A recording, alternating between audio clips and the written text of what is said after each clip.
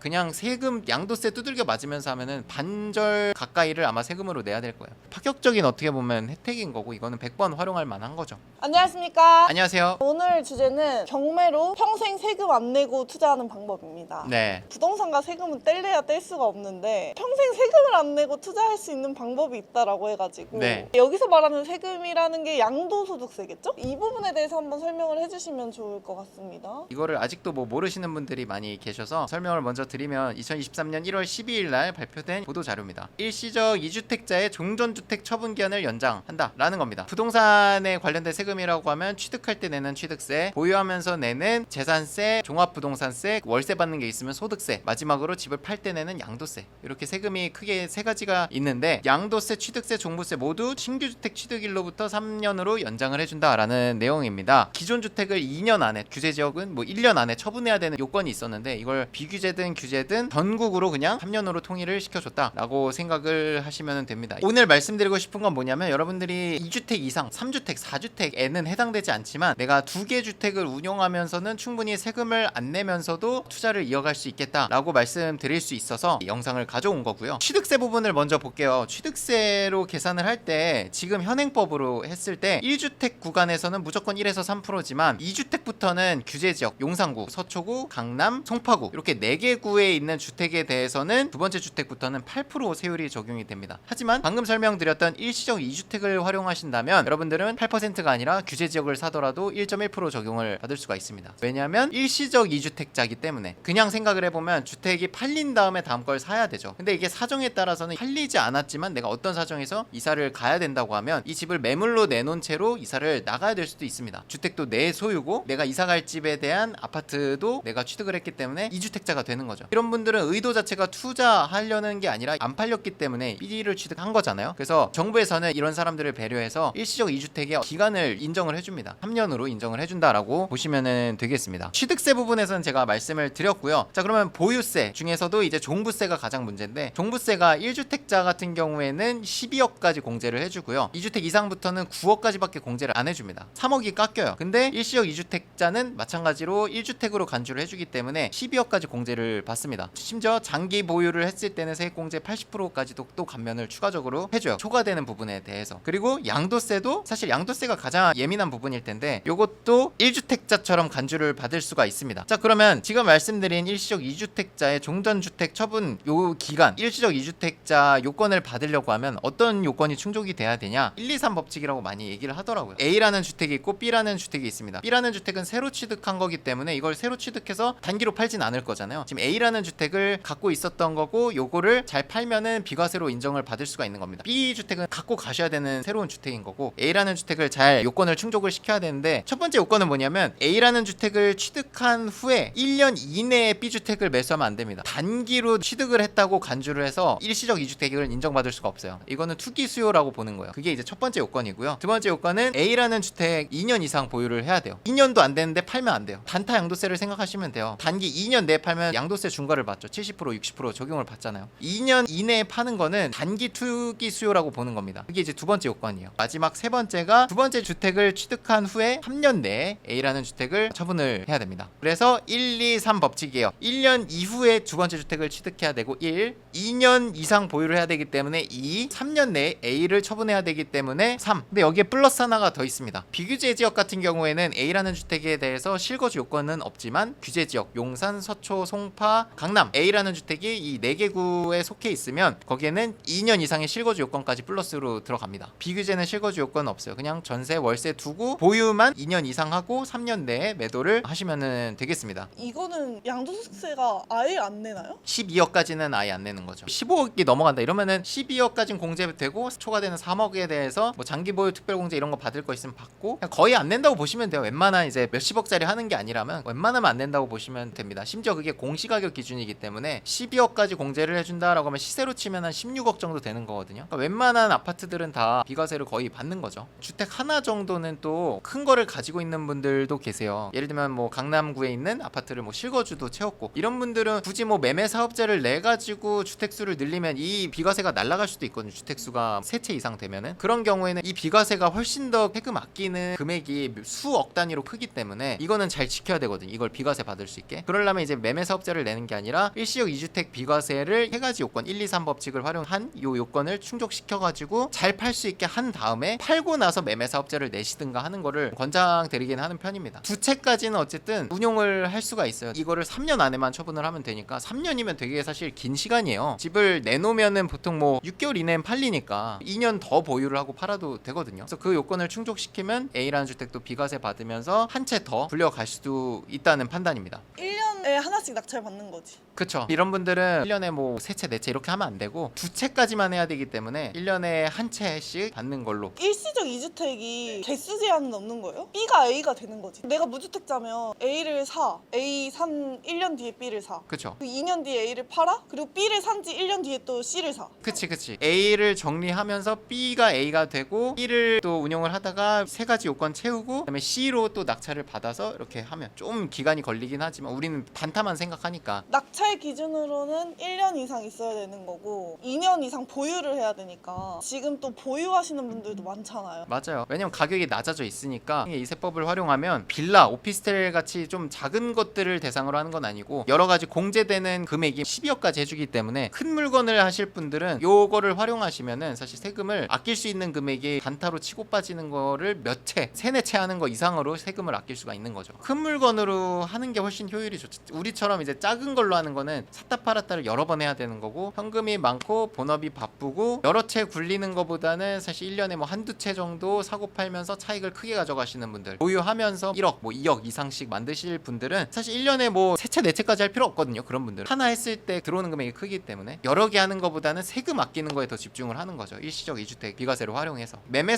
사업자만이 정답은 아니에요. 우리는 항상 매매 사업자로 얘기를 했지만 소액 투자를 얘기하기 때문에 그래요. 결국은 세금에 따라서 수익률이 나뉜다, 갈린다라고 하잖아요. 그래서 이거를 비과세를 활용한 게 아니라 그냥 세금 양도세 두들겨 맞으면서 하면은 반절 가까이를 아마 세금으로 내야 될 거예요. 그거를 거의 10% 이하로 낮춰준다는 거는 파격적인 어떻게 보면 혜택인 거고 이거는 100번 활용할 만한 거죠. 자기의 상황에 맞게 투자를 해야 되는 것 같아요. 네, 맞아요. 돈이 적으면 더 부지런하게 움직여서 매매 사업자로 사고 팔고 해야 되지만 본업이 있고 모아둔 돈이 있으면 또 시간을 머금고 올라가길 기다리면서 일시적 2주택 비과세. 그걸 활용하면 또 세금도 안 내고. 특히나 요즘 같은 때는 경매로 싸게 사놓는 거 플러스 어쨌든 가격이 조금씩 반등될 기미가 보이니까 가격이 더 올라 있을 확률이 높습니다. 아파트 같은 경우는 특히나. 본인의 상황에 맞게 경매를 또 입혀서 투자를 하고 있지 않습니까? 저희 네. 수강생 분들은. 일단 다주택자분들이 할 수 있는 건 어쩔 수 없지만 오피스텔 아니면 공시지가 1억 미만의 지방의 아파트나 수도권의 다세대 주택이 될 것 같고요. 여기에 플러스 저희가 최근에 런칭하고 있는 공간임대, 물론 요거는 주택을 매수하는 입장은 아니지만 어쨌든 공간임대를 활용해서 전대차 동의를 받아서 월세 흐름을 만들어 갈 수가 있습니다. 차익은 경매로 1억 미만 오피스텔을 가져가고요. 오피스텔은 매매가 안 된다면 이제 풀피 전세로 맞춤으로써 투자금을 이제 불려가는 식으로 만들고 거기에 더 나아가서 이제 월세 흐름은 공간 임대를 활용해서 만들어 가시면 좋겠다. 이렇게 투 트랙으로 하실 수 있을 것 같고 사실 공간 임대는 취득하는 방식이 아니기 때문에 다주택이건 뭐 무주택자건 1주택자건 청약 준비하시는 분들이건 다 할 수 있습니다. 다주택은 그렇게 이제 말씀을 드리고 1주택자나 아니면 무주택자 요 구간에 있으신 분들은 비규제 지역 한정에서는 1억 이상의 주택을 한 채 더 투자를 하실 수 있기 때문에 매매 사업자를 활용해 가지고 단기 매도 포지션으로 하실 수도 있겠고 오늘 영상에서 설명드린 아파트 큰 거를 할 거다 하면 일시적 2주택 비과세를 함으로써 1년에 한 채 정도 싸게 낙찰받아서 1년 보유하고 3년 내에 매도하는 포지션으로 하면은 비과세를 또 받을 수가 있기 때문에 실거래가 기준으로 6억 이상 정도의 아파트를 하셔야 그 비과세를 받는 어떤 이점이 있지 않을까. 왜냐면 공제를 12억까지 해주니까 12억 공제되는 거를 1년에 한 번밖에 할 수 없는데 그게 또 아깝거든요. 6억 이상 되는 아파트를 노리시는 분들, 투자금이 한 1억 이상 있으신 분들은 단기 매매도 되면서 일시적 2주택 비과세도 활용하실 수 있을 겁니다. 플러스 공간임대 또 여기서도 활용을 하실 수가 있고요. 마지막으로 주택 취득이 안 되시는 분들이 있어요. 전세대출을 받고 계신 분, 이런 분들은 추가로 주택을 매수하게 되면 전세대출이 회수되게 됩니다. 대출 요건들이 많이 있고 두 번째는 뭐 청약을 준비하시는 분들 또는 뭐 생활안정자금대출, 이 대출들이 이 청약들이 다 무주택을 유지하라고 강요를 하거든요. 그런 분들은 내 명의로 주택을 사면 안 되기 때문에 법인을 활용해서 투자를 하시거나 아니면 공간임대를 하셔야 됩니다. 청약 준비하시는 분들은 예외적으로 오피스텔 투자는 주택으로 간주를 안 하기 때문에 때문에 내 명의로 오피스텔 사시는 거는 뭐 크게 문제는 안 됩니다. 주거든 업무든 상관없이 다 괜찮아요. 청약은. 이 전세자금 대출이나 생활안정자금 대출은 제가 알기로는 오피스텔도 취득을 했을 때 회수 조치가 들어갈 수 있기 때문에 조심하셔야 되고요. 대출 상품마다 은행권마다 어떤 조건들이 좀 다를 수가 있어서 더 정확한 거는 내가 받았던 전세자금 대출 그 금융사의 담당자에게 한번 물어보셔가지고 내가 오피스텔 투자할 건데 이거 회수 되겠냐 물어보시고 투자를 이어가시는 방법도 있을 것 같습니다. 다 막힌다면 사실 법인을 활용해가지고 투자하시는 분도 우리 교육생분 중에 계세요. 법인으로 벌써 두 채 매도하시고 단타로 매도하신 분도 계시고요. 공무원인 분들도 매매 사업자를 내서 많이들 하시는데 공무원 중에서도 이제 이 주택 소유에 대해서 까다롭게 체크를 하는 공무원분들이 있는데 그런 분들은 또 마지막에 말씀드린 공간 임대를 활용하시면 내 명의로 집을 사는 게 아니기 때문에 또 이런 것도 가능하다는 거 추가적으로 말씀드리고 마무리하겠습니다. 오늘도 고생 많으셨습니다. 고생 많으셨습니다.